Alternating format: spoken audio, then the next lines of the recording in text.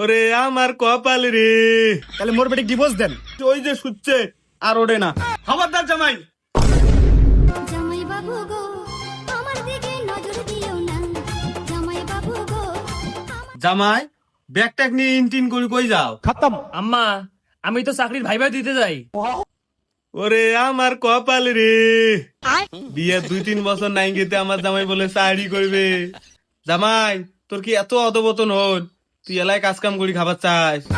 আরে আম্মা চাকরি তো এখন না, মাত্র ভাইবা দিতে যাইতেছি। খবরদার জামাই। ইন্টারভিউ দিবে যাবার নন। আমার কত আশা ছিল আমার জামাই জুয়ে খেলাইবে, রাত বিরাত খাবে খাবে, চেংড়ি নিয়ে ঘুরবে, আর তোমরা আমার এই স্বপ্ন নষ্ট করে দিলেন। হ্যাঁ কে মানুষের বাড়িতে জামাই নাই? পাশের বাড়ি জামাই দে 3 বছর হয় বিয়ে করছে, শ্বশুর বাড়ি আসে ওই যে শুচ্ছে আর ওঠে না। ওডি খায়, ওডি হাগে, ওডি মতে। আর আমার জামাই সকালবেলা একবার যায় ইন্টারভিউ দিবেন, বিকেলে যায় ইন্টারভিউ দিবেন। হ্যাঁ তোমরা কি আমার মান সম্মান খাবার চান? কিন্তু আম্মা আমি যদি সারাদিন শুতে বসে থাকি তাহলে তো আমার পুরো শরীর ব্যথা হয়ে যাবে। তোর শরীরত ব্যথা হয়, বিষ হয়, কি হয় হোক, তুই তাও সুদি থাকবো।